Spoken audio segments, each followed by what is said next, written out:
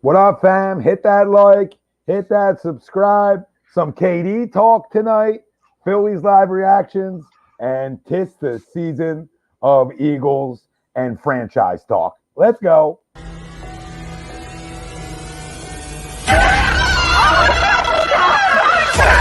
Let's go.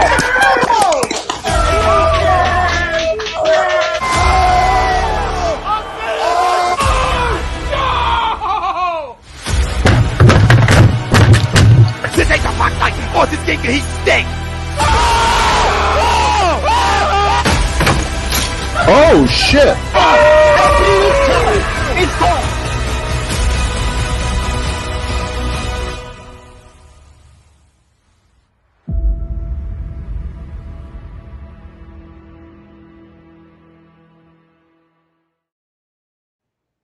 Welcome in, everybody. This is A2D Wednesday nights, only on A2D Radio. Every Wednesday night, we are brought to you by BetUS. And BetUS is a leading online sports book. They've been in the market for over 25 years. You can bet anywhere in the U.S.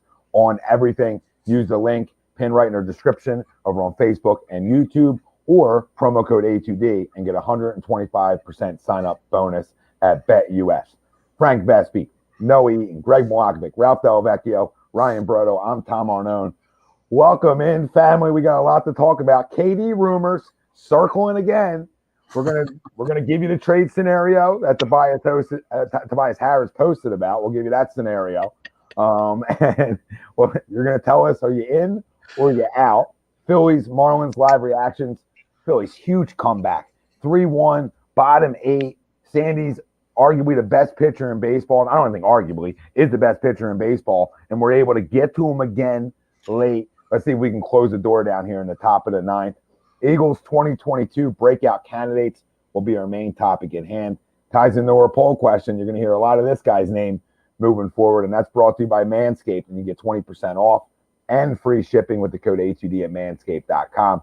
Unlock your confidence and always use the right tools for the job with Manscaped.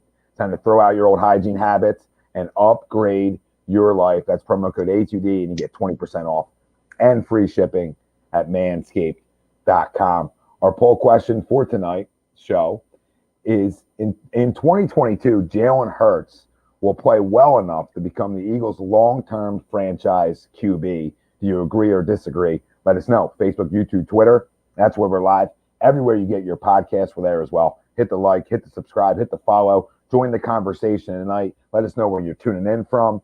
And answer the poll question. Whatever else you got to get off your chest, we'll answer that as well tonight. So in 2022, Jalen Hurts will play well enough to become the Eagles' long-term franchise QB. Do you agree or disagree? Listen, when you talk about long-term franchise quarterback, to me, that comes with a lot of money, right? Comes with a boatload, a duffel bag full, a couple sock drawers, maybe even a whole set filled with cash. That's what cigar box. Oh yeah, 200 million cigar boxes full of cash. I mean, that's the kind of cash you're talking about when you talk about what franchise quarterbacks are getting paid and what and how that bar has been set, right? So, I mean, to play well enough to be considered that, you got to be lights out, right? You got to be a 12, 13 win football team, and bigger than that, you got to show you can win in the postseason, right? And that's the biggest elephant in the room. Listen, I told you I'll give this kid this chance to prove us all wrong this year. His junior year, we've talked about it throughout last year. I'll talk about it going into this year. But once I don't care what happens in any practice, period. I do not care. I do not care what happens in a preseason game. I don't care. Wake me up week 1 when you talk about this football team and Jalen Hurts. I think this football team is loaded on both sides of the football. But what it's going to come down to is this guy, will he play well enough, right? To play well enough to be an 11, 12-win team? Sure, because I think this roster's built for that, right? I think we all look at the both fronts and say these are two dominating fronts. So we should be a really good football team, right? Regular season, with his legs, escaping the pocket, etc. Are we going to win football games? Sure. But if we become a pass-first offense, I don't know how good we're going to be. We still got to put the ball in the belly and be able to run the football, 150 yards a game, and that's including counting my quarterback running, right? I mean, that's where we got to be really successful. And then will he be able to throw the ball well? Sure. Sure, you get A.J. Brown, you have DeVonta Smith, you got Dallas Goedert, you got weapons on the outside. You're not even talking about Quez or anything else they have, right? Just those three names alone give you weapons. So he has every tool at his disposal to show he's that guy, right? More tools than other quarterbacks have ever gotten here, right? In terms of Donovan until later on in his career, right? In terms of Carson, in terms of other QBs that have been, expected to be franchise guys, he's got the most weapons at a young point of his career, right? So the Eagles really did a good job of saying, hey, time's yours. But knowing that I got 2 first-round picks next year, boys, he's got to throw 35-plus touchdowns. He's got to be 10 or less interceptions. And bigger than that, he's got to come win a playoff game, right? And maybe even 2. Now, 1, I don't think they draft a guy, right? But if they lose in the postseason again, it's hard-pressed for me not to think that they're not going to be enamored with some of the bigger names on the draft board in the 2023 NFL draft, right? I find it hard-pressed to believe they wouldn't be. And especially, you're going to say, well, Tom, it's not cheaper, but it is cheaper, right? If I got to give him a $250 million deal, or I can draft a guy that I have control for 4 or 5 years, I'm going to go with option B. And I'm going to go draft a guy that I got control of when I have a great roster and have the pieces for him to come play right away, right? And that's the direction I would go. That being said, if he comes out and slings it and proves us all wrong, I'm just going to keep putting pieces together on this football team to make it even better. So I would prefer for him to ball out, right? Jalen, please ball out this year. Please prove a lot of people wrong, including myself, on what you can be from the pocket. Listen, we're going to find out right away. I mean, the first 4 to 6 weeks, we're going to know something's changed with him. Or, hey, it's just the same gimmick, but you can win regular season games with him. And listen, all talk's cheap from other teammates, etc. in the offseason, right? You got to play. Everybody can tell you how good he looks, etc. He's got to come play. And hopefully he does for our sake. So, I'm going to, long story short with all that, I'm going to disagree, because playing well enough to earn yourself $250 million plus, right, or whatever that number is going to be, I don't see him doing that. I'll go next. I think for the poll question tonight, I'm going to go agree. I think he has to, play well enough to become – and Tommy, you hit the nail on the head with the draft picks, right? You have 2 firsts this year coming up, and then you have another first next year, and then you have 2 seconds as well where, if he doesn't play well enough this year, especially with the targets around him and A.J. Brown and DeVonta and Dallas, like you said, Tommy, I don't think, I think then, you hear the chatter of, okay, maybe the Eagles look for a veteran quarterback, or they trade for another quarterback, or they just draft one in the draft. Like you said, they have control of them for that 5 years, and then they see what happens in with the 5 years. I just think with everything that is surrounded with Jalen and just with the draft picks, I think there's some pressure on Jalen this year, to finally show what he has, because now it's basically like, okay, Jalen, we have, we got 3 toys for you. We got 3 great toys for you. Let's go see what you can do. And if you can't do it this year, then maybe it's time to move on. But like you said, Tommy, I want this guy to ball out. I want to go to the playoffs and make a deep run, but it all starts and ends with Jalen Hurts. Yeah, so you agree that he will play well enough to be the franchise guy? Yeah. Okay. I hope you're right. I think we all do. I hope right too. I mean, I guess we'll probably circle around the room. I'll also agree to the poll. Last season, it was a very bumpy 2021 for Jalen. He totaled, close to 4,000 yards in both passing and rushing. And, he's got a lot of weapons around him. He's got A.J. Brown, DeVonta Smith, who's going to get a lot better.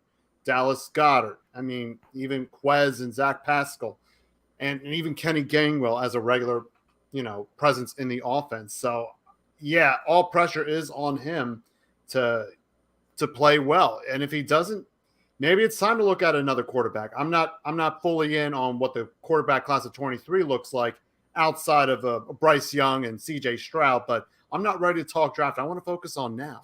So with that, I mean, I think Jalen is going to take the next step up, and he's got all the toys around him to make that next jump. All right, another agree. So 2-1 right now. Noah? Yeah, I'm going to even it up. I disagree. I mean, if you're asking me, is he going to play well enough for us to think he's our starter for the next 10 years. There's no way that's going to happen. All right. I mean, there's too many deficiencies in his game. He is the type of quarterback where if you ask him to be, let's say an Aaron Rodgers, then it's going to be a rough season ahead. But if you ask him to manage the offense and not turn the football over and let the playmakers on this team work for him, then we'll be fine. I mean, but he's more of like he's much more athletic than, but just roll with me on this. He's more like a Brad Johnson if we were to go on and win a Super Bowl. All right. He's a guy that we just need him to be a guy to not turn the ball over, find the open guy, and keep moving the chains down the field. He's not going to wow you with his arm. He's not going to throw for 5,000 yards. I mean, we're going to have to rely, like you said, Tommy, heavily on the run game, and we're going to need our defense to be lights out. They're going to need to be, at minimum, a top 10 defense. So if we have a top 10 defense and we have, if our playmakers, if both lines on both sides, if the lines on both sides of the ball hold up like they did last year, yes, we'll be fine. There's a lot of talent on this football team. There's enough talent on this team to make a deep run. But if we're going to solely be relying on Jalen's arm, that's going to be a big problem. And the same result will happen like it just did last year in last season's, playoff disaster in Tampa. I mean, it's just, my hope is that our defense will be even better than last year with the additions of a Hassan Reddick and so on offense with an A.J. Brown. So I'm hoping with this added talent to this football team, that'll get us over the hump and allow us to win the division and make a deep playoff run. But it's not going to be because of Jalen Hurts' ability to wow people and be in the NFL MVP conversation. Yeah, I mean, he would have to have a monster year for that. No, I agree. I agree with that. I just think, unfortunately, and no matter how this goes, most likely in another 2 or 3 years, we'll be looking for another quarterback. Even if we were to have a successful year this year. Does that make sense? No, it makes a ton of sense. I mean, this is the best roster in the NFC East, and to me, it's not close. I mean, top to bottom. I mean, look at the Niners. They made the Super Bowl last year, for God's sakes, and I'm sorry, I'm an idiot. They made the NFC Championship. Super Bowl? Well, pretty damn close, though, Noah. Pretty close. Yeah, they made the. I'm sorry, they made They made the NFC Championship game, and they are going to a new quarterback this year in Trey Lance. So, a similar situation could unfold here in Philadelphia. Listen, he just got to be able to throw it well enough from the pocket, and if he can do that, he's going to be extremely successful. If he doesn't have better timing and better anticipation, he's going to be the same guy. So and I think it's the better timing and the better looks for him. Yeah, I mean, you can also be able to read the field. He hasn't shown the ability to do that yet. I don't think he processes information quickly enough. Yeah, no, you talked about the defense too. I think on paper, you could probably say they're already a top 10 defense on paper, right? With the depth that they have and stuff like that. Play like one week in and week out for us to not only just be a playoff team, but to rack up enough wins to win the division and maybe look at a first-round bye. Because let's face it, that's the only way this team is making a serious run at the Super Bowl. I mean, this is not a team that's going to go 9-8 and make a surprise run in the playoffs. No. I think if they're anywhere near that, then that's evident of the quarterback play, right? This roster is too talented to be in that 500 area, right? From top to bottom on both sides of the football. I think you have too much talent on this team to be anywhere near that 500. If your quarterback is average, right? I'm going to disagree to the poll And what scares me is the trend that it's going through the NFL these days, right? It paying these quarterbacks early without ever winning anything, right? You saw Kyler Murray just get paid a whole buttload of money, and what does he want? Right? Not a damn thing. What did he do in that playoff game last year other than embarrass himself? Yeah, I mean, once the new Call of Duty comes out every year, I mean, that guy's QB rating goes to trash, right? But I don't think Jalen needs to be a franchise guy for us to be good, right? I think we all talked about the completeness of this roster or near completeness of this roster, right? Our defense looks to have, again, 3 legit levels of solid to high-end talent, like we did when we were, when we won the Super Bowl, right? When we won the Super Bowl, that middle level was what was missing. And now you look at, bringing in Hassan Reddick, whether he plays with his hand in the dirt or he's up on his feet, doesn't really matter. It's a huge piece. Kazir White, is another huge piece of that, that linebacking core. And then, like you said, when Nakobe Dean drops to you, late in the draft, and then all the reports coming out of how just instinctive he is, right? I mean, those are the only kind of reports you look at in practice, right, that I at least pay attention to is, what's a defender look like instinctively, right? You know what I mean? Like, hey, can he snuff this out? Can you read this? Because I agree, Tommy. Practice stats, practice this. I don't give a crap. But like I said, I don't think Jalen Hurts needs to be top 5 in an MVP for us to win 12 games, right? I think he just has to be above average. I think he has to give us what he is and take a couple steps forward. I'm not saying he's got to – if he regresses, we're a 500 ball club, right? Because that means he hasn't progressed with the arm talent, right? We always talk about I don't think he's ever going to be able to throw a consistent deep ball on time. Wait. You think we're 500? You think we're 500 if he stays the same player? No, if he regresses. Regresses, okay. If he regresses. If he stays the same and takes some slight jumps forward, like I mentioned, I think last week, if he takes a Tyrese Maxey type of jump from year 1 to year 2, right? Oh, then we're winning the goddamn Super Bowl, right? Yes, we're winning it all, and my tickets are cashing. Right. But if he doesn't take that type of a jump, but does take a jump, I still think we're NFC East winners and win around. But I agree. But where I'm going to disagree though is, and it's because we could sit here 3-4 years ago and sat here and talked about Carson being our franchise quarterback for many, many years to come. And look how that came tumbling down, right? So I think it's a cautionary tale to kind of like, let's take it year by year, because in the NFL, we know it stands for not for long. And that could go for a whole lot of different scenarios. Hey, Greg, let me throw this out there for fun. If Howie never drafted Jalen Hurts, would Carson still have fallen? Would he still have fallen off the cliff like he did? Yes. Yes. I can't answer that. That's like if Mickey Moniak would never got hurt, would he still be playing? Would he be our everyday center fielder this year? Well, right? Listen, you know what I mean? he was falling off the cliff. He was falling off the cliff before that. He was falling off the cliff after they won the Super Bowl. After somebody else won a Super Bowl, it was his tenure was done.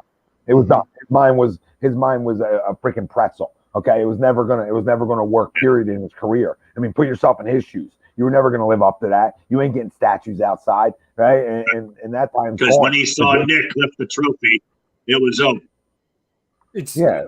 No, to me, and not to get in a whole like diatribe of Carson Wentz because he's Washington's problem now, but like to me, I don't think it has.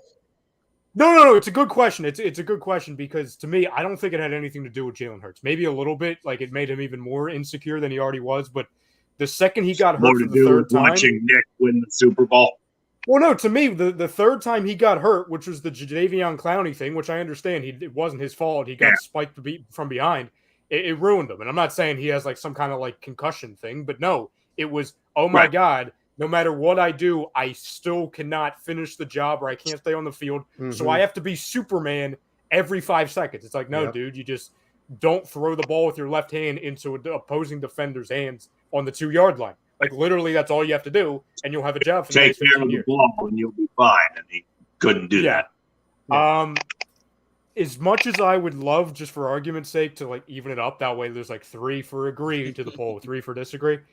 And I'm sure over the next like 2 minutes I'll sound like a Jalen Hurts hater because I know that's like the thing now. It's like the terminology whenever like people are critical of him. I disagree. And like you said, Tom, like you guys said, Noah, Greg, I'm praying that I'm wrong. I'm praying this is like the wrongest, the most wrong I've ever been about an athlete. Ever. Same here, brother. I like the kid. I just don't like his arm.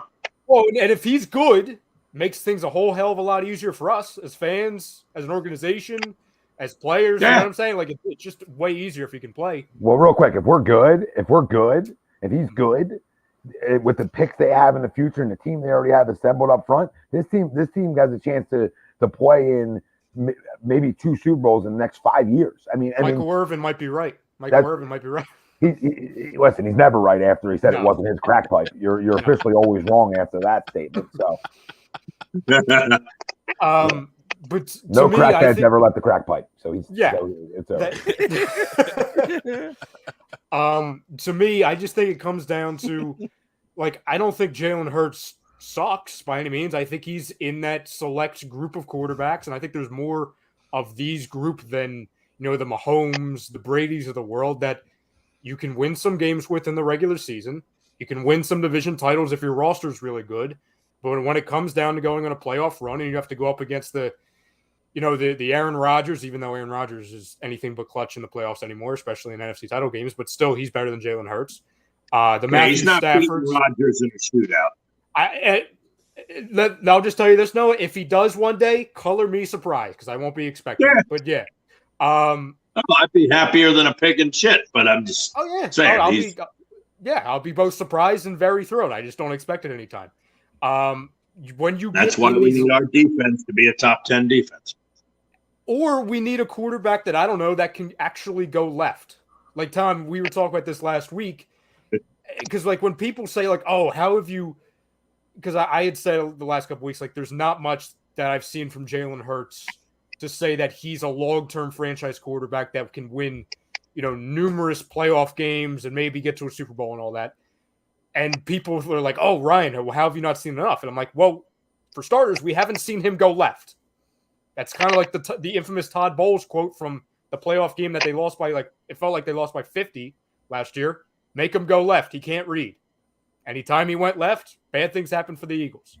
So I think the future, at least with Jalen Hurts, for not only his career with the Eagles, but his career in the NFL, because I think he's going to have a extensive career in the NFL. I think it's going to be more of a bridge guy, but it's going to be a guy that can win games in the regular season, but can't carry you or be the starting quarterback on a team that goes in a long-term playoff run. And listen, I hate to, I don't want to say that's okay, but that's not a shot at the guy. There's a lot of people that are like that. A lot of guys. And you've seen this won't be the first situation where a team that is fairly stacked or fairly loaded like we are, that has all the pieces or a lot of them, it's like, hey, we're in a window where a roster is good enough to win Super Bowls. And you're not that guy. I just think that's going to be the end card for Jalen Hurts because we all know Howie Roseman doesn't sit on his hands with any move, let alone the quarterback. Well, shouldn't it be the end move for every, not debating you, just talking in general, like every guy and every GM of an organization is looking for the next franchise guy, the next big thing. And if you think that, so if a guy's just average, you're always going to be looking and hoping you can replace him. But not every team sits in the position of 2 first-round picks coming up in a draft where you can move and shake and maybe find that guy. So I think that's the big thing here when you talk about it. If there's just 1 first-round pick and we were picking at 22, okay, we're probably not going to look to replace the guy. But if we have 22 and 14, that gets you up in the big boy territory. That gets you up into the top 5 and it gives you an opportunity to replace that guy. So circle back to the poll, he's got to be better than average. If he's just really good and shows improvement, they probably won't look to replace him yet. But the other big issue is, when do they have to pay him? And that becomes the big problem here because Lamar Jackson is going to set another bar for money here, right? Yep. And if his numbers, which they will be, okay, because these dry jocks don't look at tape like they tell you they do. They look at your numbers, right, in a stat sheet. And their numbers, if they're both healthy, are going to be very similar in terms of what they rush for, rushing touchdowns, throwing percentage, okay, yards thrown, TDs, interceptions. They'll be very similar. All right. So if he signs for, I don't know, $250 million, are you giving Hurts $200 million? Is anybody here, even if you agree to the poll, willing to give him $200 million? No, because I don't think he's that top tier with Lamar and all those other guys. Not yet, at least, right? He hasn't. Sorry, Ralphie. Tom, I don't want to give him half of that right now. Like, I wouldn't give him 100,000. No. 2 years. Put the caveat in the room, Greg. Put the thing in the room. He's got 2 years left on his deal. 2 years, 23 or 22 and 23, and then he becomes a free agent after the 23 year. So my point is don't look at it right now, right? Look at it as if he plays really good. It's a really good year. Okay, we'd be talking maybe giving him $100 million extension and get him early, right? You try to get him early, but you got to, if you're doing that, you really got to project the Tyrese Maxey growth and work and ability to work hard into it. Like, okay, he showed growth. Can he show growth again? Right? Can he show it again? Can he continue to grow at the position? Because he doesn't have to show a ton of growth. He just has to show the ability to stand in the pocket and make some throws on time. And we're really going to go 6 to midnight. Okay. Yeah. I want to believe he can do it. I don't think he's ever going to be a franchise guy. But again, we'll keep circling back to this throughout the night. This is arguably one of the best rosters on paper that we've put together here in Philadelphia in a very long time. All right. And it's even better. This is even better outside of the quarterback play that year of the 2017 team. It's just better. Look at the front. Oh, 100%. And the crazy thing, Tommy, too, is you can make the argument that Hurts they've already put better targets around him than they did with Carson and McNabb. Yeah. Ever. There's an argument. No, and McNabb was here for 10 plus years, and he got TO for 1 year, made the Super Bowl. Imagine if they continued that with Donovan. You know what I mean? The sky's the limit with that. But just to sit here and think that Jalen right now is going to have better. We haven't seen it yet fully live. Through the regular season yet. Only the open practices and stuff. But on paper has better targets than Carson and Donovan is insane. To think it's the best wide receiver. It's the best wide receiver core in my opinion. And I'm not I don't even think it's a hot take. It's the best wide receiver core we've had since T.O. was here. Yeah, it might be the best wide receiver core. That's a slam dunk. Outside of Deshaun and Macklin, right? You could argue Deshaun and Macklin was the best. It might top that. Top that though. It's got a chance to be the best. With all due respect to Macklin, it tops that. No. We got to watch it before we say it tops it. Yeah. But the point is that this might arguably be the best wide receiver core this franchise has ever had as a tandem. Like it's got to play out. But if DeVonta ends up becoming what we think he's going to become, like that's the funny thing. Everyone's so, and justifiably so. Listen, we trade like 3 picks and we pay the guy $100 million. Like everyone's talking about AJ Brown right now, and I get it. But it's like, let's not forget about the other guy that's sitting over there at the wide receiver 2 spot. That's oh wait, Mr. Heisman who had over 900 yards in his rookie year. Yeah, when he barely got the freaking ball. Like the guy barely got the ball, exactly. For a team that ran 80% of the time. Yes. Name a front 7, and then a front 8 in terms of what they can rotate in that we've had here that we feel better about than this. I mean, Jonathan Gannon, if you want a head coaching job, here's the time to go try to get one because you're not going to get much better and flexibility and fresh players like they're going to get. I mean, we talk about all the things we know about. We're going to probably talk about this guy a ton, but Nakobe Dean is such a big pickup that we sort of just forget about in a way when in reality we were doing mock drafts with him and Jordan Davis in the first round going. In first round, And we end up stealing this guy in the 3rd round. I mean, they're the kind of things that win you football games, right? Good drafting. And Howie had a damn good one. And right? I think your safety position, from what I'm hearing, is Epps looks like he could really win that job and be a good football player. He doesn't got to be a great one. He's got to be adequate, right? It comes down again, and I hate to do this. If this roster is healthy-ish, this football team's a problem. But we can say that about we can say that about a lot of rosters. The healthier teams are the ones that are usually left standing.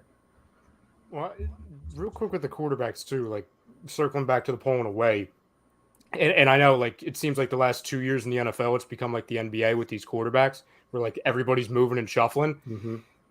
But like I look, for example, at the AFC and their quarterback, some of the quarterbacks in that conference, it's disgusting. You've got Allen, you've obviously got Mahomes. I mean, I'll just say you have the AFC West. I'll just bulk those things in there. Okay, I'm not even going to go to individual teams. You've got Burrow. You've got the Browns quarterback if he ever plays. You've got Lamar Jackson. Matt Ryan on the Colts. Matt Ryan is lower, but he's still pretty good. Trevor Lawrence if he becomes anything. My point is they're stacked over there in that conference. Then you go to the NFC. I think you really have a really good window. And granted, again, moves are going to happen. There's going to be quarterbacks that probably take a step and everything. But like, I don't know, like Matt Stafford. Okay, he's very good, obviously. Aaron Rodgers, 2-time MVP. Brady, an honorary black belt. Who? What? And he's an honorary black belt. Aaron Rodgers. Oh, good for him. Wow, Tom Brady. awesome. Yeah, I know. Great. If you heard the interview, you would get the reference. Just randomly dropped it. Tom Brady, he's like 50, but he's still Tom Brady. Kyler Murray, but like once you get past like those guys, Dak's okay. Kirk Cousins, Justin Fields, Jameis. You know what I'm saying? Like there's a lot of quarterbacks that are like, okay. So my point is, if Jalen Hurts, takes a step up, or at least has the ability to use his weapons, we're in a good spot. Because it's not like in the AFC where you look down and, oh my God, there's 17 elite quarterbacks. No, there's kind of like 4. And I don't even know if there's 4 elite. Like there's 4 like really good quarterbacks in our conference. If he takes the next step and he becomes a good to pretty really good quarterback, right? Mm-hmm. The 5 for 180 it seems to be that bridge gap number for him, because obviously he's not the top tier, right? He's not the Lamars, he's not the Kyler. That 5 for 180 seems to be that generalized next contract. Is that something? It becomes, like you said, if he makes the steps, becomes good to really good, pretty good. How do you guys feel about that? 5 for 180. Yeah, it'd be about 36 mil. Yeah, I mean, what the hell? The Browns gave Deshaun Watson $230 million, and he's not even going to play the first 6 games for now. If he makes some jumps, I would consider it. But then, we got to see the jumps. What are they, right? Like, how much better does it look to the eyes? Does it look like a franchise guy? Does it walk like a franchise guy? He's going to talk like one. Can we actually throw the ball 50% of the time instead of running it 80% of the time? Well, no, you know what? I mean, we talk about like draft next year and things like that, but we can just strictly talk about you got assets in terms of picks, right? You can go get yourself a franchise quarterback. Like there's always somebody that's looking to move. I mean, nobody thought that, nobody was like thinking, the year before that, Matt Stafford was going to go to the Rams. So, I mean, there's always those chances if you're willing to pay up, you can go get somebody. It's not like it was 10, 15 years ago where franchise guys were never giving up. Guys get sour places. Guys want a new look, and guys get annoyed. The athlete in 2022 is a different athlete and a different breed. And it's a much different game. Yep. So I mean, you can always use those 2 firsts to a guy who wants out. And there's different options. But I mean, the best option would be for him to go throw, 30 plus touchdowns, rush for 10, and just have a monster year. Right, and then have the ability to show that, like, you know what, in a 2-minute drill, because that's where I really judge my quarterbacks at a lot of the time. In 2-minute drills, can you go spinning around the yard, right? And I think that's going to be the big. We're going to be able to find out real soon in those types of situations where you have to throw the football. Can you go do it? Yeah, I mean, there's so many games that are decided by one score. So, yeah, you got to run that 2-minute drill a lot and be successful at it to win enough games. And if you look back at last year's, like how many of our games last year were in that one score realm, right? You know what I mean? Yeah. Four or five of them. Yeah, but the game that comes to mind, and again, and it isn't really on him, right? And I think this goes back to the Giant game. No. On paper, the completeness of the rosters. You look at that Chargers game. That game isn't on Jalen Hurts. Nope. Right? Jalen Hurts played really well. That was on the defense. The defense couldn't stop the 6 of us from running an offense. Right? And I think, again, that comes back to, I know Tom said it multiple times. I think we've all circled around the board and said it. We didn't stop any elite quarterback last year. On paper, the totality of this roster put 42 is a lot better. You know? Tom, I do want to ask. Dak isn't even elite, and he put 40 plus on us. Yeah. You name it. Tom, I do want to ask you, because we were talking last week, and I was saying, on Jonathan Gannon, that in my opinion, whether he's really good or really bad, either side of the spectrum, I think there's a good chance he's not here next year. Because if he's really bad, Jonathan Gannon, well, he doesn't have the excuse of not having the talent anymore. It's like, oh, I have Nathan Gary as my starting linebacker. It's like, no, you have 17 guys that are better than him. You have guys in your practice squad now that are better than him. And if they're really good, say they're a top 5, top 7 defense, they get to the playoffs and they win a playoff game, I think he's also gone because this guy was in 2 advanced stages of interviews this past year, one with the Vikings, the other with the Texans. The guy was looked at as a head coach possibility before he became a defensive coordinator here. Can I stop you? I stop you? Yeah. See, there's the door, Jonathan. Because I think you're a nerd. So there's the door. I don't go take a head coaching job because He's not getting it done because he's the smartest guy in the room. He's getting it done because what he's given talent wise is damn good. That's why he'll get it done. It's not going to be because he's X and O smarter than everybody else. I mean, it's the guy that said, you know what? We're never going to bring anybody extra, and everybody knows it all year. So he got lucky by playing shit quarterbacks late in the season because when he was playing guys that actually had a fucking pulse out there, they would spin it all over, and we remember it. So I don't want to hear that. If he's that smart, his XO scheme makes up for talent to a point, right? That's what those geniuses do. So the whole Jonathan Gannon, and we talked about that's what Jim Johnson did all these years. Yeah, the real smart guys are going to prove to you how innovative they are, how they can do things different, how they can mess up opposing teams' quarterbacks. At no point last year did Jonathan Gannon tell me this guy is one of the young, bright defensive minds in football. Not one time. There wasn't one instance where I said, I left the game saying, he really showed me something today as a coordinator. And I don't need a guy to take my pants down. I just need him to prove to be smart enough. And last year, he was the definition of a guy that played with scared money. I mean, he's at the roulette table, and he's scared to lay the money down. Well, you're never going to win then, Jonathan. You're never going to win against the elite guys if you're not willing to put your balls on the table. And at no point last year was he able to do that. He was scared to do it. He was scared to get beat over the top. He was scared of this, scared of that. Dude, once in a while, you can bring a fifth guy. And I know that there's going to be guys, and listen, there's going to be some good friends of mine that I consider dry jocks that are going to come on these airways and they're going to puff it, right? And they're going to puff how good he is and how he's so innovative and we don't watch enough of it. That's fine. That's fine. Jonathan Gannon could have went yesterday and his defense is still damn good. Didn't mean to go on a rant there. Hey, don't forget too, Fletcher Cox was complaining about the scheme 4 weeks into the season. Yeah, he's like, I don't know what this guy wants me to do. He literally said, I don't know what this guy wants me to do. Yeah.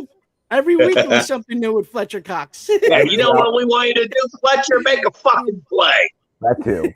Yeah. King of Philly Truth jumps in with a super chat. He says, offense put up 400. I'm at a YMCA camp swearing. King of Philly Truth with the super chat says, offense put up 470 points last year. Defense got to do better. Well, listen, King of Philly, on paper, they're way better. It's not even close. Way better. I mean, the only defense that you can, let's just start in the NFC East, I would think Washington's going to be a pretty good defense, but I don't know, right? Dallas on paper has some big playmakers, right? We'll give them that. But the deepest defense is right here, right? That's the deepest defense. There's other defenses that are very good too, but again, you put a hypothetical gun to my head and you said you had to pick one going into week 1. I'd probably take ours because of the lines, because how deep the lines are. How deep our front is. When we have like 8 guys that can get after the quarterback, and there's a guy we're not going to talk about a lot because he's a veteran, but Brandon Graham coming back is big. I was just about to say, I think a lot ties on how healthy he is and how much burst he has coming back at his age. Because I think you're right, Tommy. What is he an everyday guy at this age, or is he going to be, a rotational guy coming off the injury, right? And I think that's huge because, let's be real. I think one of the spots that we are a little thin at is the D end. Yep. Right? The D end is probably our thinnest position, but we have guys there that have the potential to make you overlook that thinness because of how good they potentially could be, right? And I think Brandon Graham's one of them coming off an injury. Obviously, Derek Barnett was a first-round pick for a reason. We haven't, we've seen flashes from him. And then again, what do you get from Reddick? Is Reddick going to be the hand in the dirt, or is he going to be standing up? And then we have some young kids that I know they drafted and stuff like that. So, but what does BG give you? And I think that's a huge name, coming into this year because you're not going to see him in preseason at all. Well, to me, Greg, I think the 2 biggest needle movers on this defense, and again, like, this is not taking away from Hassan Reddick and Darius, like the big names, but like I think we know what we can expect from those guys. You know what I mean? The biggest 2 needle movers of this entire defense, in my opinion, are Brandon Graham and Bradbury. Because I think that, like, you know what I'm saying? Like, I know Brandon Graham looks, he looks great in camp and all that, but to Tom's point, I'll see what he looks like week 1. Like, miss me on the camp stuff. Like, yeah, I'm happy he looks great. I would rather read that instead of like, oh, Brandon Graham looks like he should have retired 6 years ago. Like, I'm glad we're getting this kind of report from camp. And same thing with Bradbury. Apparently he looks, more like a cornerback 1 instead of a quarterback 2. Awesome. Great. Like, that's what I want to hear. But those are 2 guys where there are some questions about him. Bradbury, because he's had an up and down couple years. I think Bradbury had a down year just because, I hate going into the scheme thing, but he was playing a completely different defense when they switched coordinators in New York. And obviously Brandon Graham's got the big question mark because he was already aging and he's coming off that major injury. But if those 2 are at all consistent or, playing up to what we expect, I mean, like we've said numerous times, this defense could be really freaking good. Because, again, we know what we're getting from the Reddicks and the Slays. And well, you guys said the ends are a concern of your guys? Like, how deep we are at end? Like, I actually would probably lean the other side. Like, I think we have 4 really good rotational guys, including Hassan Reddick, right? Like, if you talk about Reddick, Sweat, Barnett, and I forgot Graham, about Sweat. I'm not gonna lie. I forgot about Sweat. That's pretty good. Like, that's pretty good. And I'm not like a huge like Josh Sweat's like the greatest ever. No, I completely forgot about him. And so that's kind of where because I forgot about him. I thought we were a little thinner than we are. Putting him back in there, I mean, nothing we're going to sign right now is going to jump anyone that we have, right? But I completely forgot about Josh Sweat. I mean, you could talk about a front that those ends could walk into 20 combined sacks with each other. Easily. Like, easily. That's not even asking for a lot, right? And I think the ability to rotate guys in brings fresher legs into the football game, and you get more explosiveness. So, like, how it goes, guys. In 2017, our front was healthy on both sides of the football for the most part, right? Our big pieces were healthy. Sweeps, yeah, I mean, he left Sandy in way too long. I mean, you probably go get him when it's 3-2 right there. Go get him, or a minimum 3-3, but he left them in. But hey, we'll take it. We got to him again late, and the Phillies win their 7th in a row, and they are scorching hot right now. And I don't give a crap who they're playing because this was a base. We'll get into the Phillies in a minute, but this was a baseball team that wouldn't beat anybody years ago. That was underneath of that. So, we can do a little exercise real quick before we go, Phils. I like some exercising. Each one of us. We're getting some lunges in. You can do that, Noah. I'll stay in my chair personally. But we'll kind of go around the room. Mark. Yeah, Milton. Yeah. I mean, the fact that he's kind of like the missing piece as far as our defensive tackles behind Jordan Davis, Javon Hargrave, and Fletcher. I mean, that's a good problem to have. Might be better than Fletcher. You're not kidding. But Fletcher on limited snaps makes for a better Fletcher Cox. I mean, which I think by season's end, because of a certain Jordan Davis, I think he will be more limited than our starter. Not because I think Fletcher stinks. I just think the other guy is going to be friggin'. I think he's going to be Jordan Davis. And again, we talk about this on in any sport, right? A 1-year deal, Fletcher Cox on a contract year is going to want to show that he's still got it. You know, at least to get another contract, whether it's a 2-year or another 1 year, whether it's here or somewhere else. You know, I mean, we talk about it all the time. Guys on contract years do certain things and do things that they might not do on the first year of a 4-year deal, just to kind of not mail it in, but just to make sure they're around. Each of us will go around the horn twice. One breakout candidate for the Eagles. Well, I mean, this was mentioned. I had him on my list. I got to go with Milton Williams on this one. You know, I mean, he's going to be rotated in. You know, we know what he can do with Gannon's hybrid system, and you know, it's another year under Gannon, and you know, with guys like Fletcher and BG, you know, approaching what is probably going to be the beginning of the twilight of their careers. It's time to see the fresh legs in, and you know, I think he's going to be the guy. We saw those flashes last year. I think he's going to take that step up. I agree with Mark and Wick on this one. Yeah, I think it's Nakobe Dean. Perfect timing because Matthew Walsh. Yeah, I think his ability. I think he got a chip on his shoulder. Obviously, drafted where he was drafted, and you know, I think he's got a lot to prove. I think he's tremendous. I think he spends a lot of time in the film room. He's a smart football player. He's instinctive. And I think with a front like this is really going to allow a guy like him to roam the field. And you know, I mean, breakout, like when we're talking about breakout, it's, you know, it's a little hard to put veterans in breakouts, right? Unless you think that veteran just has a monster year, right? So, you know, I'll go with a rookie that, you know, I think people think's really good, but when you drop to the third round, I think people start to question how good he is. And I think he's going to let people know that he's a first round pick right away here. Ralphie? I'm going to go TJ Edwards for mine. Oh, Greg's crying right now. Greg's TJ Edwards from me? You took my son right from me. How dare you?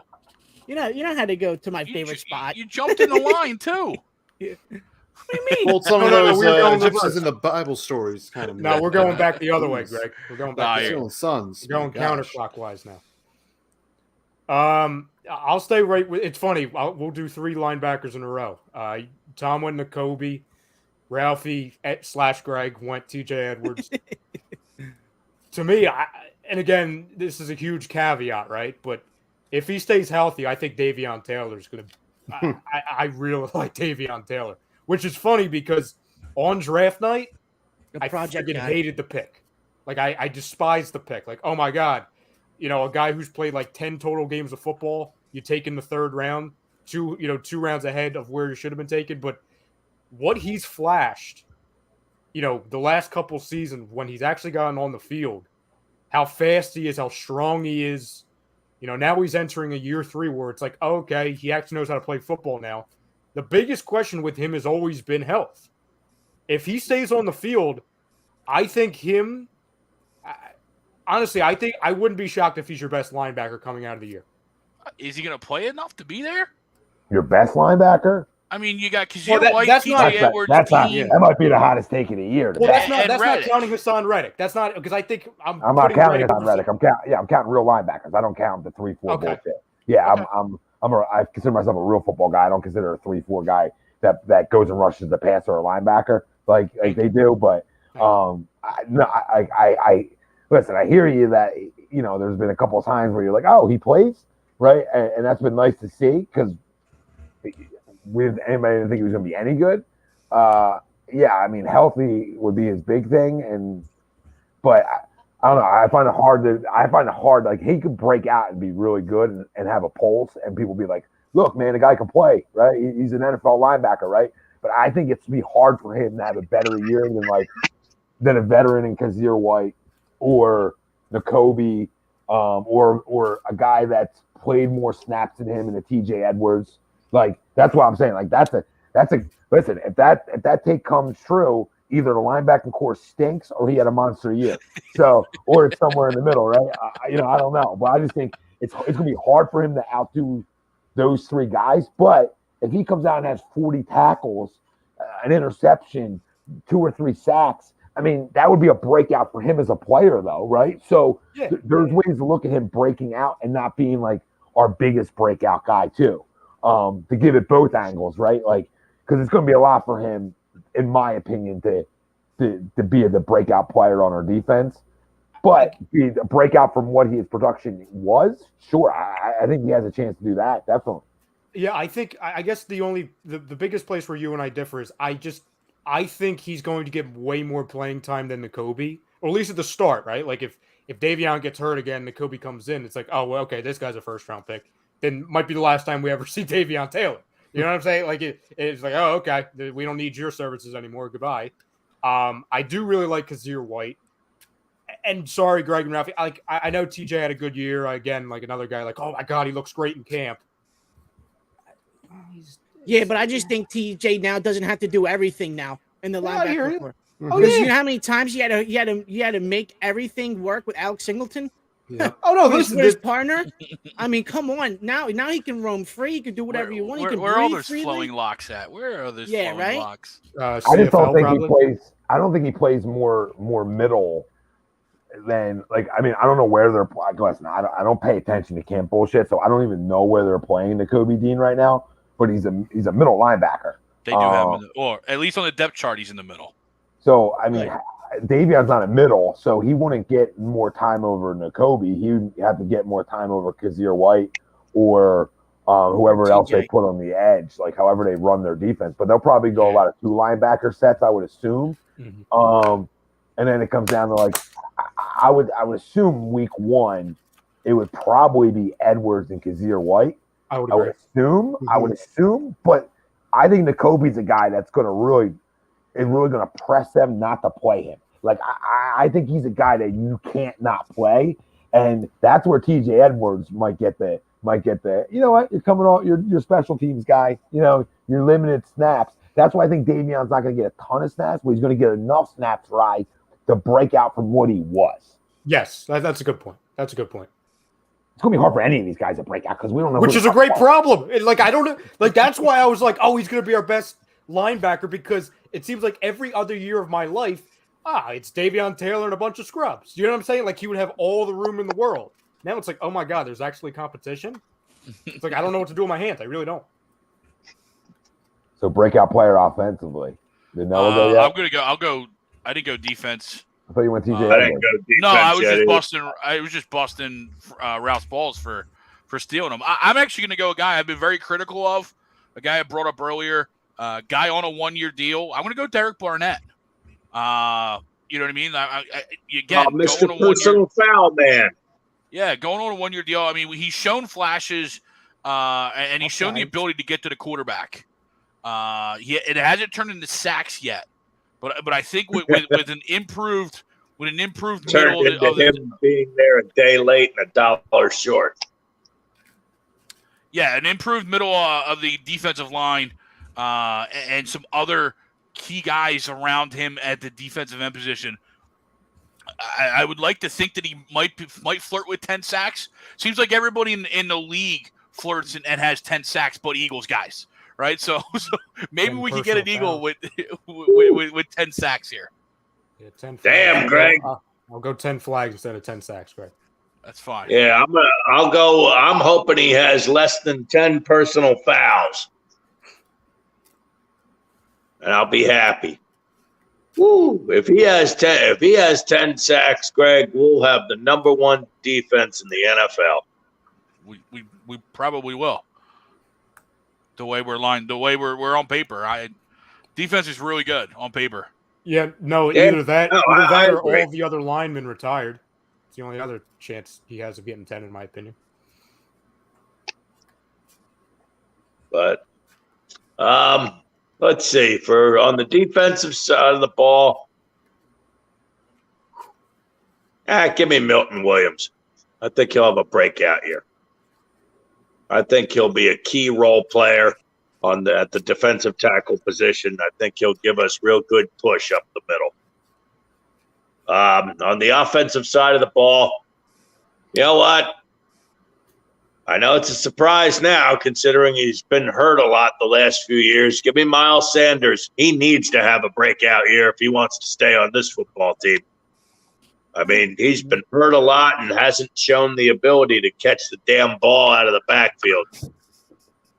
So maybe he'll finally get a pair of hands and figure out a way to stay healthy. If he can do that, then he'll be very useful for this football team, and I think he could even rush for 1,000+ yards. Ralphie, offense. I hear you, Wayne. I was gonna go Wayne. I was gonna go with Miles Sanders as well. Just another guy that was on, a 1-year guy, and hasn't been re-signed yet, and the whole MVP talks, and he's got Kenny's looking pretty good too, so he might lose some snaps to Kenny if he starts looking better than Miles. So Miles is going to be my breakout guy. So I'll go with Noah. I'll agree with Noah. He stinks. Nah, he stinks. I was waiting. He's breaking out of nothing. That loser. That softy. Okay? He had to carry a football around in his hands the whole offseason. I mean, he's going to put 10 balls on the turf. Oh, and people will tell me, well, he only lost 2 of them. Okay, good. Cool story. Guy's not good enough. Guy will never be healthy enough to be your main back. He's another gadget spinner. You could be right, Tommy, but here's the hope. I'll go before somebody takes him. Dallas Goedert. I think Dallas is going to have I think that's a good one. I think he makes a Pro Bowl this year, Ryan. I really do. Yeah, I mean, listen, that was like the one guy, at least in the passing game, where Jalen showed he had some chemistry with, especially in the second half of the year. Now, I don't think he's going to get maybe the amount of touchdowns that one would assume, just because if they do anything like they did last year, it seems like anytime they're within the 10-yard line, Jalen Hurts just runs it. You know what I'm saying? I would be interested to see how many passing touchdowns they had within the 10-yard line last year. I have to go back and look at that at some point. So, usually, in the past, it's if you're within the 10-yard line, when in doubt, throw it to your tight end. And that's kind of what Dallas Goedert's built for. It's like a red zone tight end. I just think that it's going to be A.J. Brown, and unfortunately for DeVonta Smith, I think the second safety blanket is Dallas Goedert for Jalen Hurts.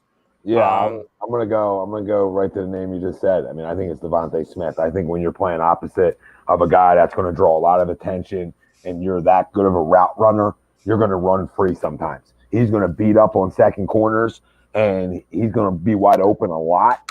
And I think that favors a guy like Jalen Hurts, who doesn't read defenses tremendously. And instead of throwing guys open, he's better at throwing to the guy who's open. And I think that's going to be DeVonta Smith. So when you talk about breakout from 900 yards, I talk about him being 1,200 plus, double-digit touchdowns, and really proves that he was worth the pick, and he's a legit number 1 wide receiver in this league. And I think it's really going to help him playing alongside of a guy that's going to draw the attention that A.J. Brown does, and that draws the attention that Dallas Goedert's going to draw. So, I mean, they're all going to help each other. Do you have enough footballs to go around? We're going to find out. So for me, for offense, I'm going to go with the other running back. I'm going to go Kenny Gainwell. I think he takes the next step up. I think he obviously fits the scheme a lot better than what Miles has, and I think he's going to make that next step up.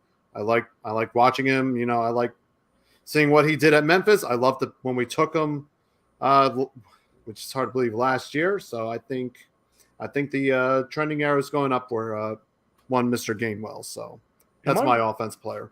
Am I really off base by saying right now I don't love any of our running backs?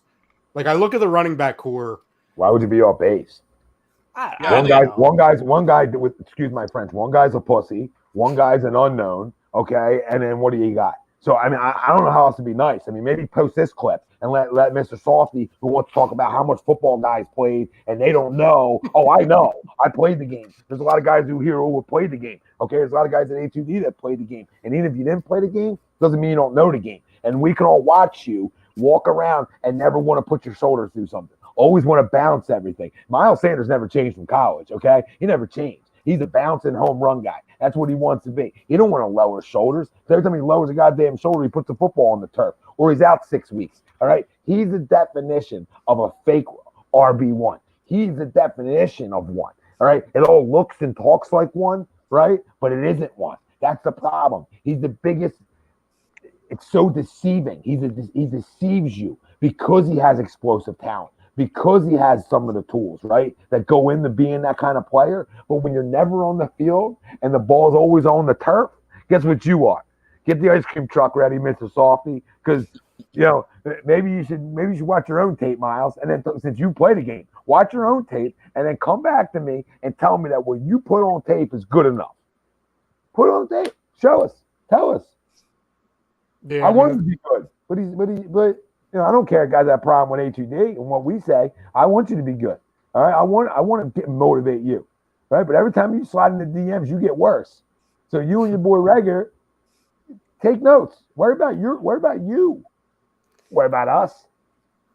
Yeah, I'm just concerned with it because, and listen, I love Kenny Gainwell's getting a lot of love this offseason, in the chat. Like I saw like 5 or 6, Kenny Gainwell. And of course I mentioned him. Yeah, and listen, I don't think that's a bad pick whatsoever because, and again, this is right there in a way the same thing with Jalen Hurts with me. Like I hope I'm dead wrong about Hurts and Miles Sanders.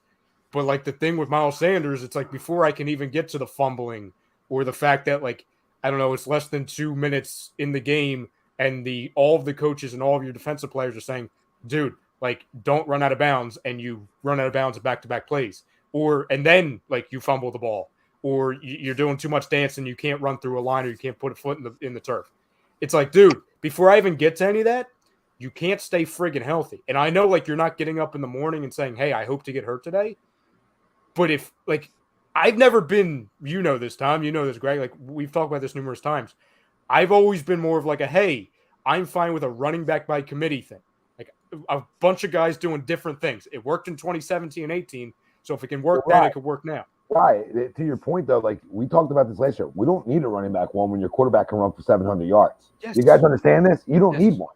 Because the supposed running back RPOs, all that stuff is misdirection. Misdirection, me and you can find holes. And that's what misdirection does when you have to respect the quarterback running the football. If you had Tom Brady, listen, you might need a running back one. You might need somebody that can take it 20, 25 touches a game, right? Of course. But when you got a guy like the Lamar Jackson type, like a Jalen Hurts type, like a Kyler Murray, you can plug and play guys, man.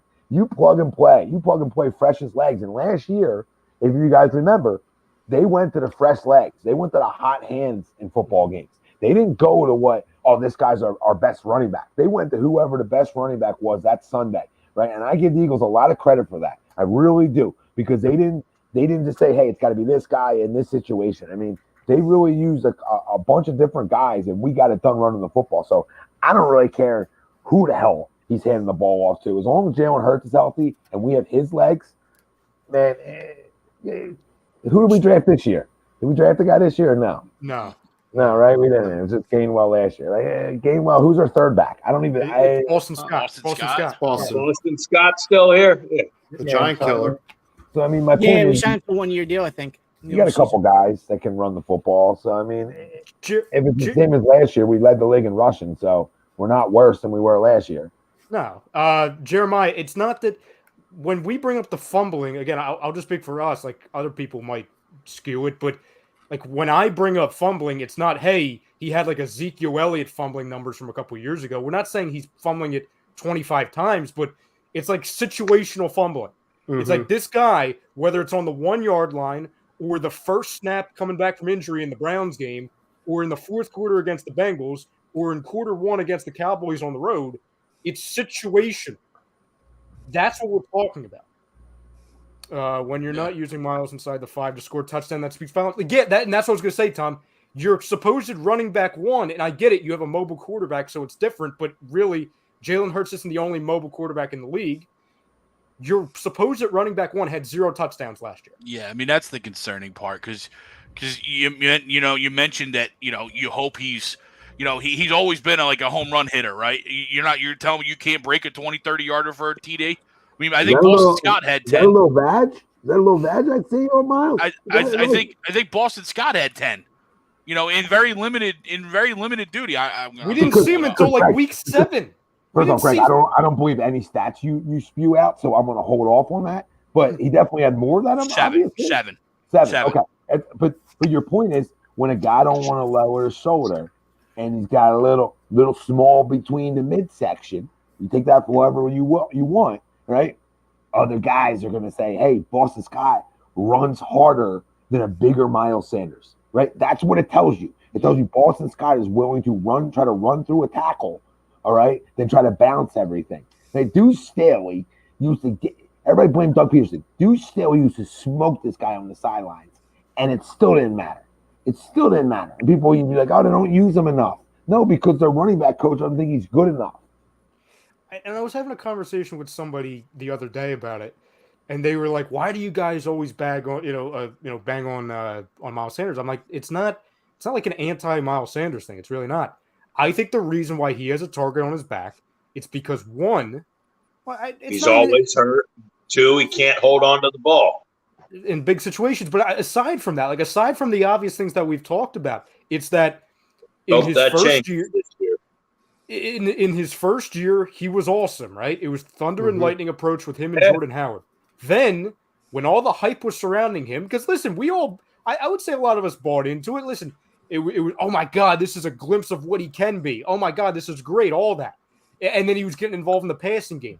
And then he started smelling the air a little bit, feeling himself. And again, he's not the first athlete to do it. He's not the last. Okay, so I'm not trying to say like, oh, an athlete shouldn't be confident. No. But he started smelling himself a little bit, and ever since that rookie year, in my opinion, he hasn't gotten any better. And in some aspects, he's gotten worse. He's gotten way worse in the passing game. So much so that they couldn't even involve him in the passing game because he couldn't catch a football out of the backfield. Like, that was one of his strengths his rookie year. It was that he was explosive out of the backfield, and he could be involved as a receiver. I mean, listen, they split him out wide. They split him out wide at times. That's how much he was a threat in the passing game. And then coming into year 2, when it's like, 50 catches.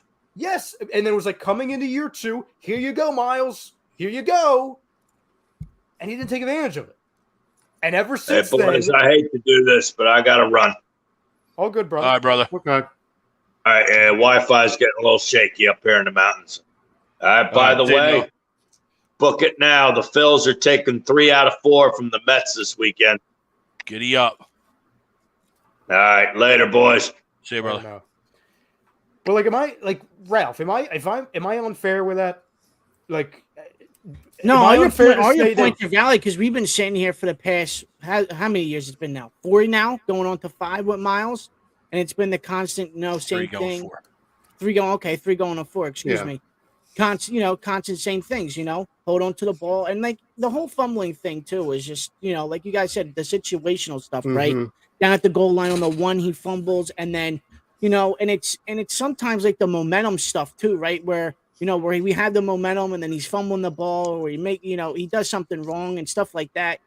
It's just the whole thing with Miles is that I want him to have a breakout year because you could there's flashes of him where and like you said, Ryan, in his rookie year, where it's like, oh my God, like this is this is amazing. We got this dude in the second round, and he didn't go, he didn't go late first or somewhere in the first round, and we got him in the second. But yet again, coming out of college, what was it?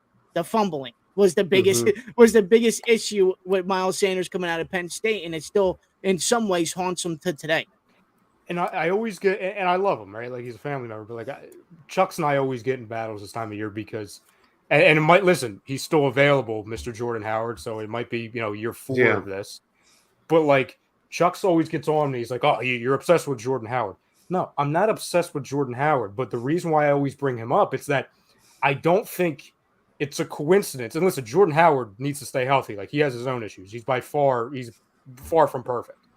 But it's that it seems like anytime Jordan Howard isn't a part of this running back core, and it's like, here, Miles, here's the keys, you can't handle it. Mm-hmm. Like, I do not think it's a coincidence that once Jordan Howard and Boston Scott, two guys that aren't superstars, I think they are both pedestrian running backs. Like, really, I think they're just guys. But when they are both incorporated into the running game, oh my God, we can run the ball now. You know why? Because one guy puts his head down and runs forward. He doesn't dance. And the other guy, he's like, I don't know, half of all of our sizes. He's like 5'6", right? But I don't know. He puts his foot in the turf. His foot weighs like -5 pounds. You know what I'm saying? But it's like, oh, okay. I don't care how small I am. I'm going to run forward. I'm not going to dance. I'm not going to fumble the ball.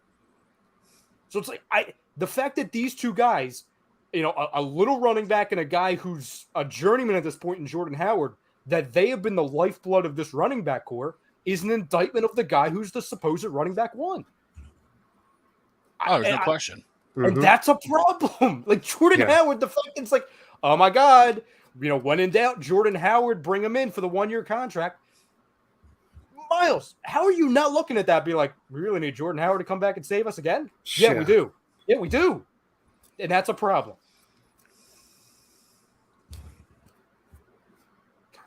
Sweep says, is Jordan Howard in NFL Argentina? Probably. And he's probably running through a wall, Sweeps.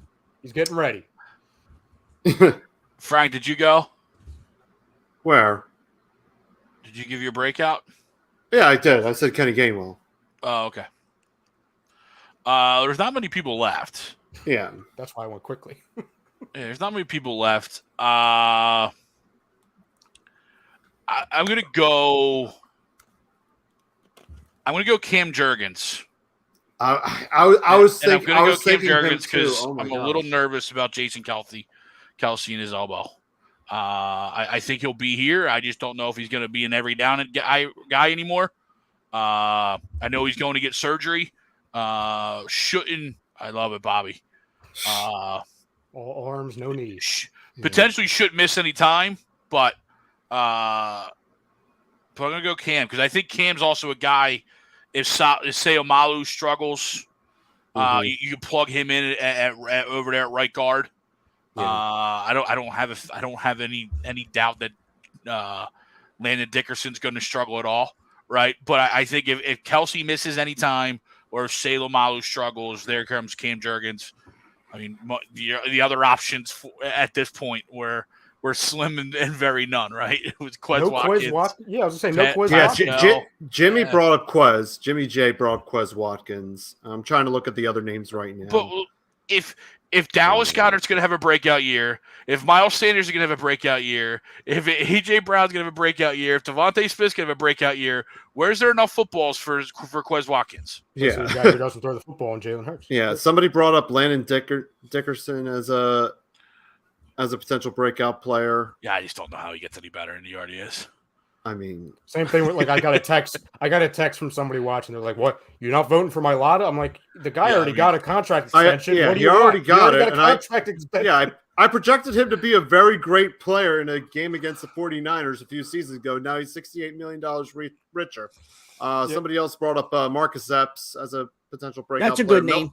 Milton's a popular name as well. Yeah, I almost listed Epps. Marcus Epps is actually a really good name. Very. I think he might be he might be this year for the Eagles an underrated player to watch out for. Oh yeah, absolutely. Well, who are the two starting safeties, Ralph? Week 1. Who are your two starting safeties? If you're Mr. Daddy. I would do Harrison Epps. I think that's what's going to be. I was wondering if you would go with the Jaquiski Tart. No. I think it's Epps' job right there, and I think it's obviously Anthony Harris as well too. Yeah. And those are your two starting safeties this year. And then I think Tart will be your third safety, and Kayvon. I think Kayvon's getting cut.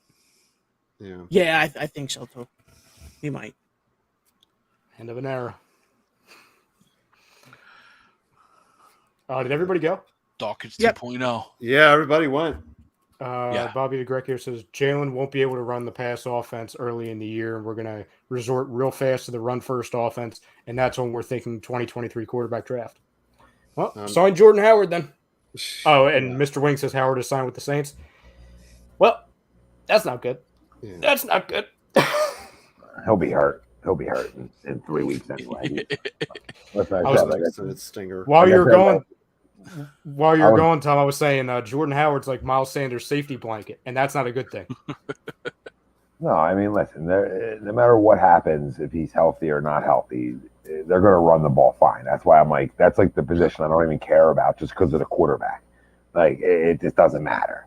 It'd be nice to have a guy that you can put it in his belly and he's going to make things happen. But we'll see. I mean, that guy is here. Molly Mall says otherwise, that he's not with the Saints. Who cares where he's at? He'll be here soon. Just give it time. Before we switch gears, does anybody concerned with the lack of hitting and physicalness in camp? No. I don't care about camp. I mean, listen, I think it speaks some volumes maybe early on in the season. Maybe you have some undisciplined football. You have some things that you got to get going. I mean, I think you talk to any football player, they need that to get them ready. But I also understand this is 2022, and this is where we're at with it all. I mean, you would rather have fresh, healthy bodies than the opposite. And I'll give this football team credit. Last year, they were a healthier team for the most part. So, I'll ride that for another year and say, hey, if you're a little slow off the start in that race, but you pick up steam when it's important and you're healthy, I'll take that over the physicality that I would like to see. Not over physicality, but just enough. I would like to see, but it is what it is. I'm kind of the same way. Like, I don't need it every practice, every session. Would I like to see him, once a week? You know what I mean? Like, hey, let's put pads on once a week and let's go live for an hour, right? You know what I mean? Like, because I think you're right, Tommy. I think it bodes for a slow start, especially defensively, right? These guys aren't, I'm not saying they're not used to tackling, but it's a new year. You kind of got to practice what you're going to be doing in games. And it's just a little bit of, I'm not overly concerned, right? I'm not sitting there saying, overly concerned, but again, we're in Hard Knocks world right now, right? And your first game is against the Detroit Lions, and they're going live because Dan Campbell's an animal, right? You know what I mean? True. But how many snaps are you taking in preseason games is more important than that. So I don't disagree. To hear them supposedly playing 1 to 2 series in preseason, that kind of loosened it up a little bit for me. That's why I'm not concerned, because I didn't expect them to play at all. Yes. Last year they kid gloved the whole preseason. Yes. Now I can have you kid glove it to a point. Like, hey, 2 series, maybe 3 as you go in each game. I don't need these guys playing 5 series, 3 Agreed. series. Just get your timing and rhythm going a little bit. That's all they really need to do. Right? Get hit once. Yeah, just feel it a little bit. So Yeah. I'm not overly worried about it. You guys worried about it, Frank, Ralph? Nah, I think they'll be fine coming. I think once the preseason gets going and they actually get, the players, start moving and grooving in preseason, I think they'll be fine. Yeah. The other wrinkle too is how physical are these joint practices?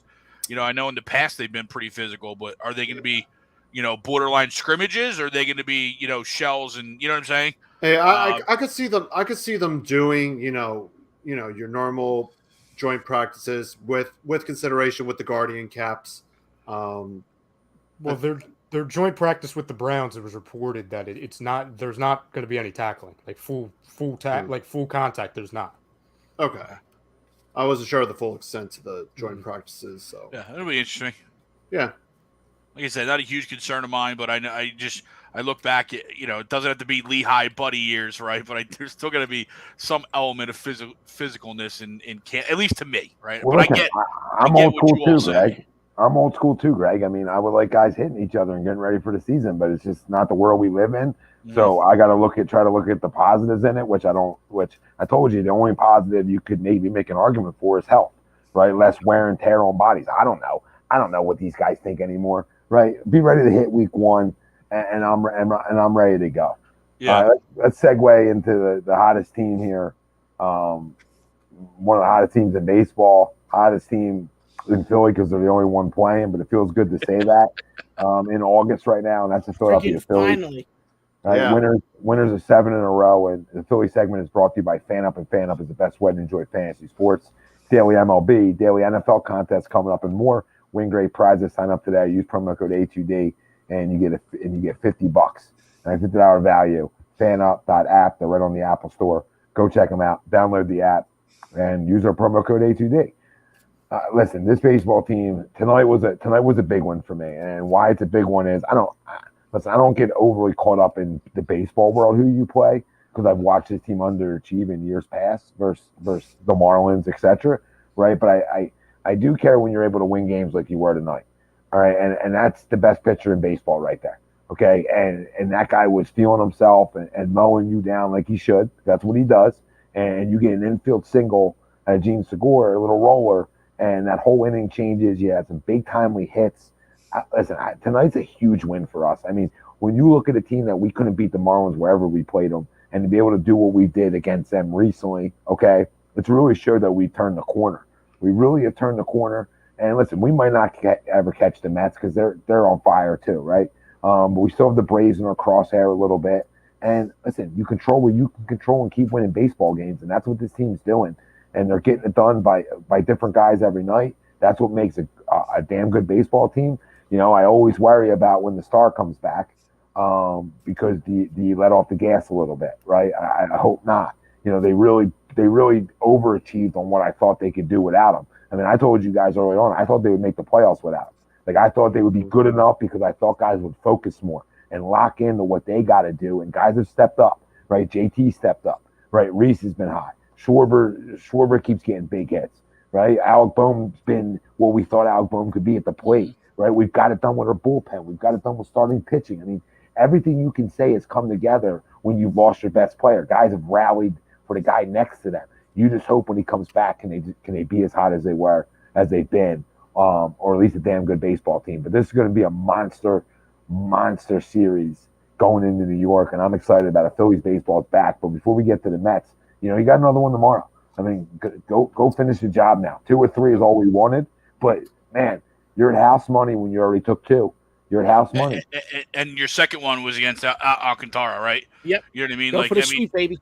Yep. Tommy, it's spot on too, because like, how many times have we watched this team beat down, right? Not even just beat Alcantara, but beat down late in the game and come back to fight the win, right? I mean, so many times we've seen this team like, all right, they gave a good fight, they lost 3-1 to Alcantara, and okay, that's great, you know what I mean? Like, we know he's a good pitcher, right? But no, you got one. Like, you know, you proved that you know, we know this team was good. And they're proving it because you know, as you mentioned, you're doing it without Bryce, and I think because of that, there's a lot of people that aren't willing to give this team that this is a good baseball team right now. Like, we're a good baseball team.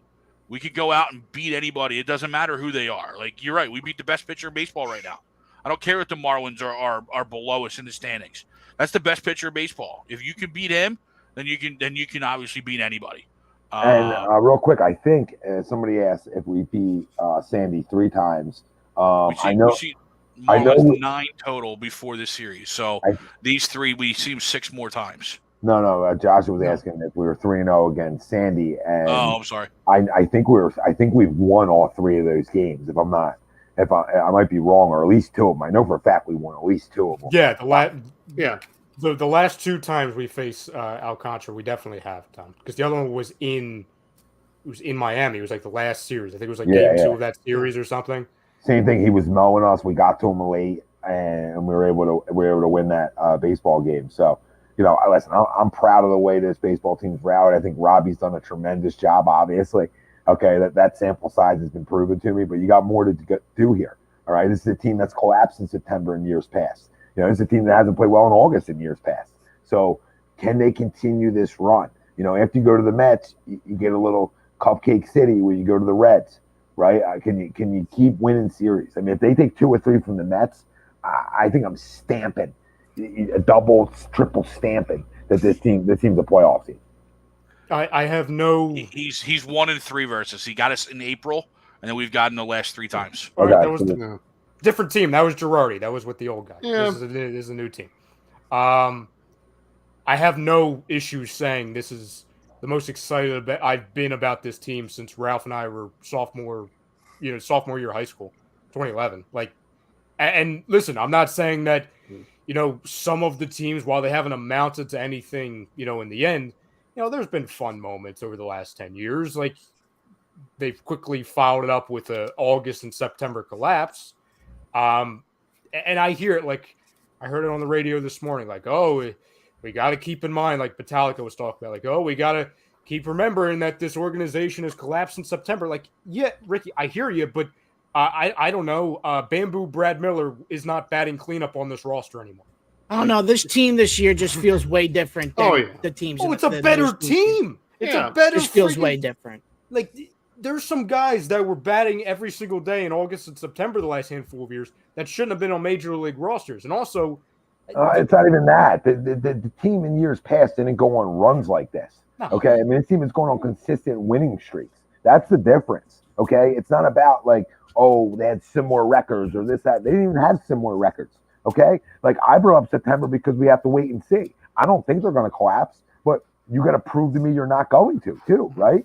I mean, you got to finish the job. I think, unlike any other year, this bullpen's been lights out. There's things that have been completely different, not just visual stats and facts, right? Visually, they're different. But then if you go to the numbers, they're different. If you go defensively, they're different. You go to the bullpen, they're different. You go to starting pitching, they're different. You go to timely hits, runners in scoring position, they're different. All of those things are different. And this is why you have a baseball team that's in the second wild card spot and really creeping up to that one hole. But Atlanta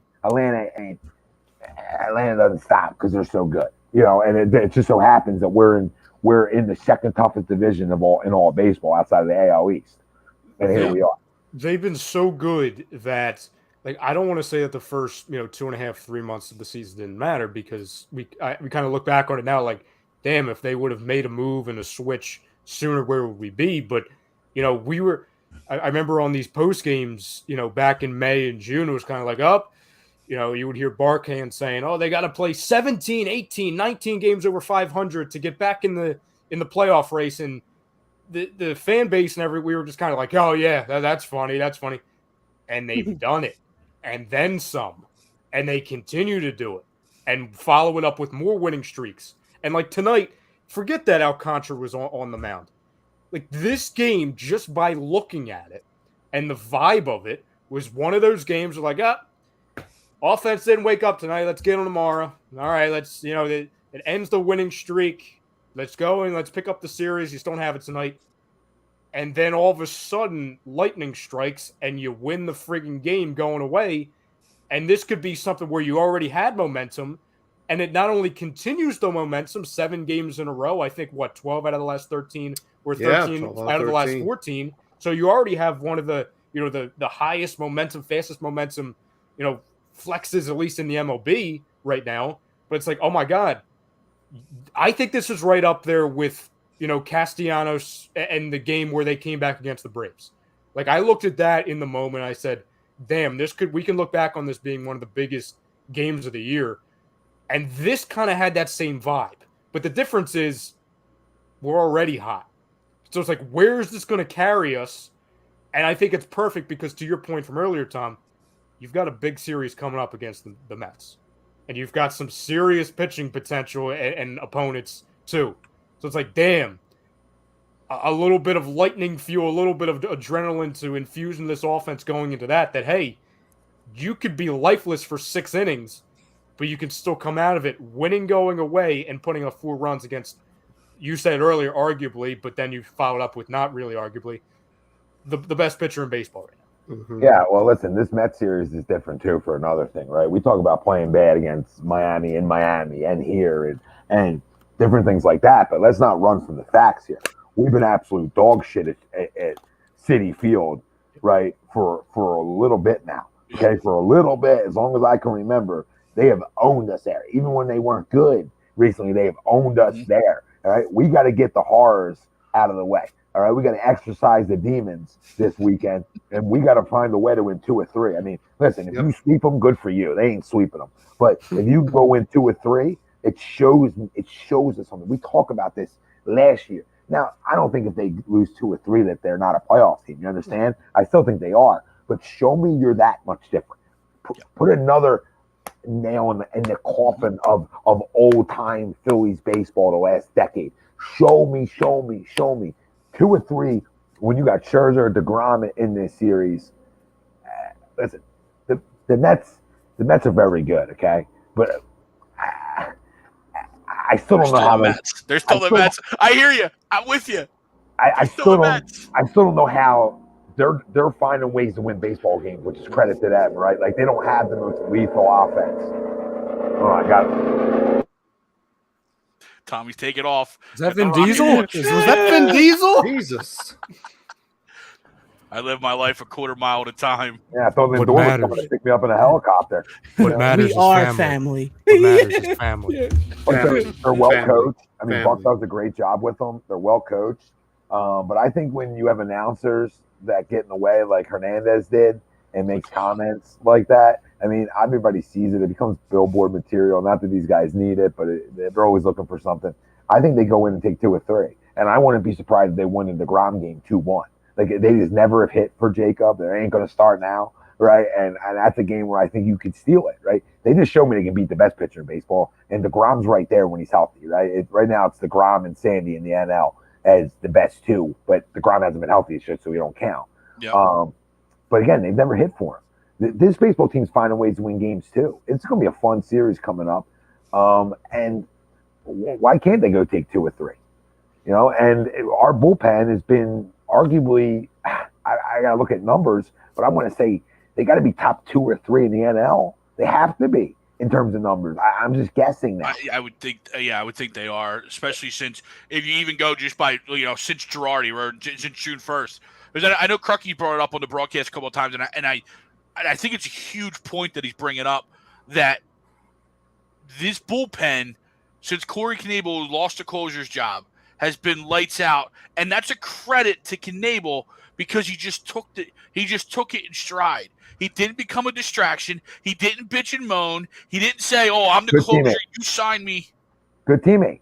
Yes. He's been a great teammate. He's helped others, and hell, he's pitched his ass off the last 3-4 months since then.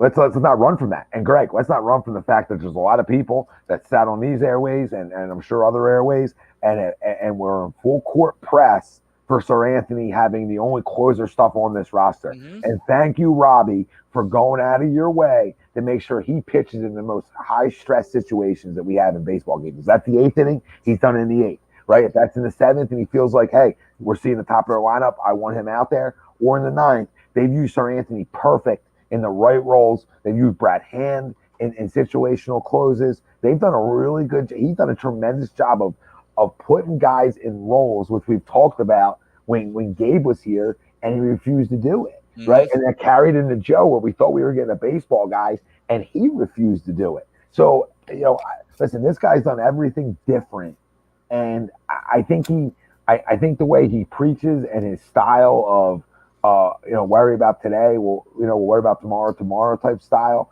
I think that matters to guys because so many athletes don't keep their feet where their feet are. I mean, that's just 101. They just don't. So if you can get guys to stay locked in and hey, what do we got to go do today? Right. And if we take care of today, tomorrow's going to take care of itself too. Right. And this is what you're seeing. And listen, just look at defensively. All right. Just look at defensively how much his team has changed since he came over, since he took the job. Yep. I mean, there's got to be something to be said for it. We're not talking about a small sample anymore. We're talking about a lot of baseball. We're talking about a lot of baseball. To your point, Tom, I'll hit you with this. At 41-19 since June 1st, that's their record. This marks the Phillies' best 60-game stretch since July 15th to September 18th, 2011. Arguably the best team we've had win-loss wise in 2 decades. So and to your point, longer. Yes, and to your point, I mean that was the Four Aces team. I mean you had all the power. I mean it was filthy. I mean it's disgusting how good that team was. But to your point, with again, Rob Thompson isn't hitting baseballs. He isn't defending. He isn't pitching. But the light switch when this guy didn't enter the building because he was there, but he took charge. This is a team that was dead. A week before that, they were dead. They were dead. And again, they're doing this majority-wise. I mean, they're still doing it without Harper, and they were doing it without Segura for 95% of this run. So you hit the light switch after you're dead in the water. I think they were what, 22 and 29, and you replicate the run that you made when you were the Four Aces best team in baseball, when you also went 41 and 19 in 2011. It's a complete mind F. It's a complete mind F. And look what you did after. David, you're right. It was a good one. It sure is. Yep. I mean, look what they did after the Cubs series. Well, they responded. It's like up. Yeah. They had a little misstep, and then boom. Because what was their next series after that, Tom? They went to that was Pittsburgh. No, they went and took 2 out of 3 from the Braves. Yeah. And that was what that final game was, the Castellanos home run, and then they went to Pittsburgh, correct? Yeah. Yes. And they swept Pittsburgh out of Pittsburgh, and they really haven't looked back ever since. No.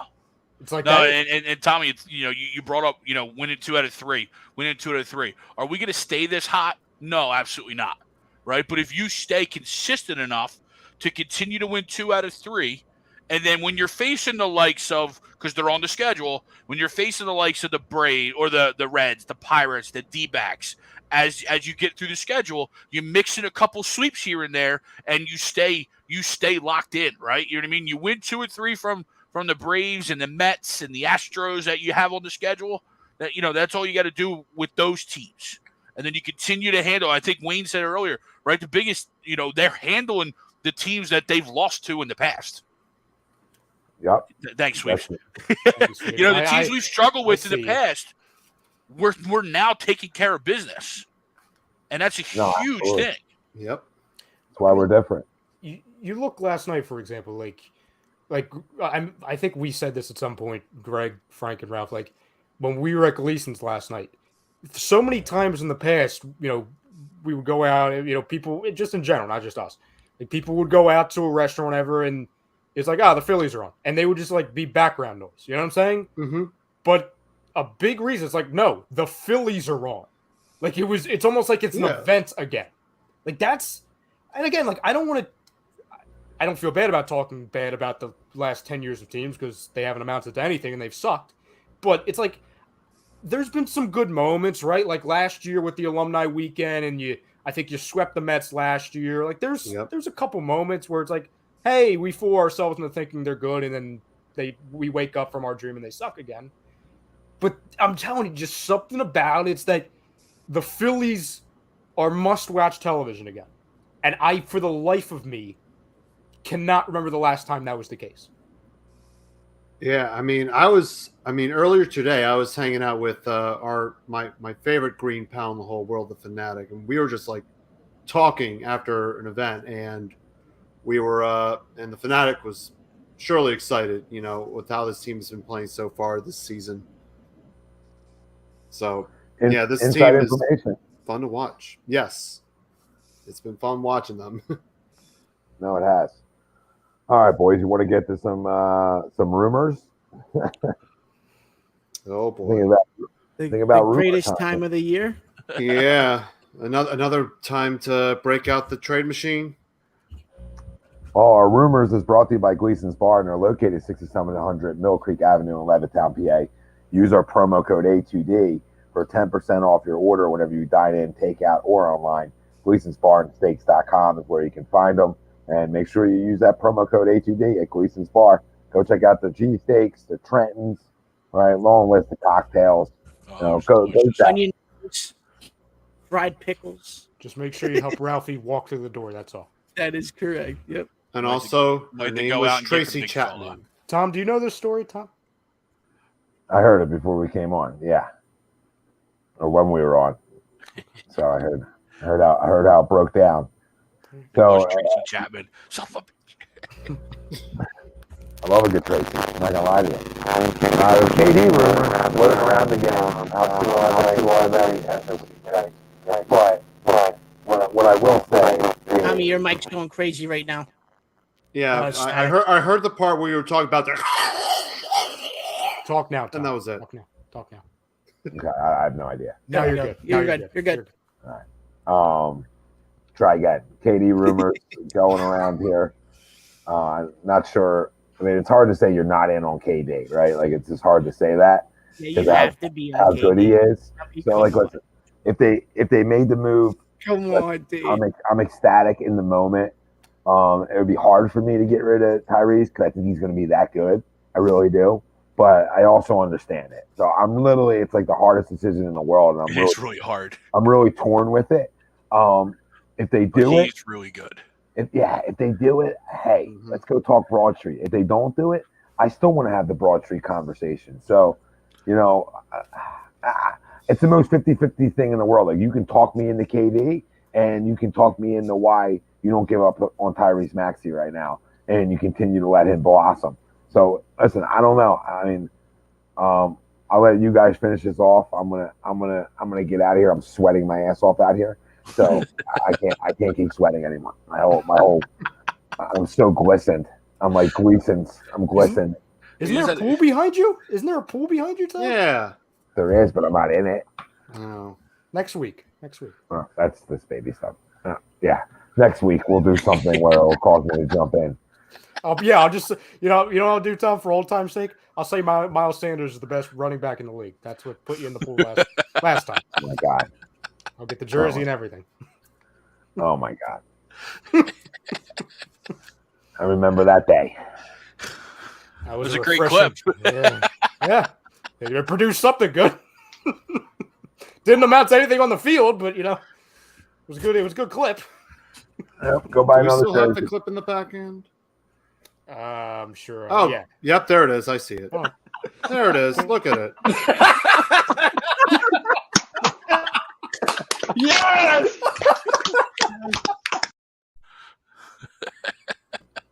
Coming soon. Yep, all new. Next time I do it, the place is going to look completely different. It already looks different than that video. All right, boys. Great time. I'm gonna go cool the body off. All right, brother. So somebody sell me one way or the other on KD. Later, boys. Later. See you, man. Later.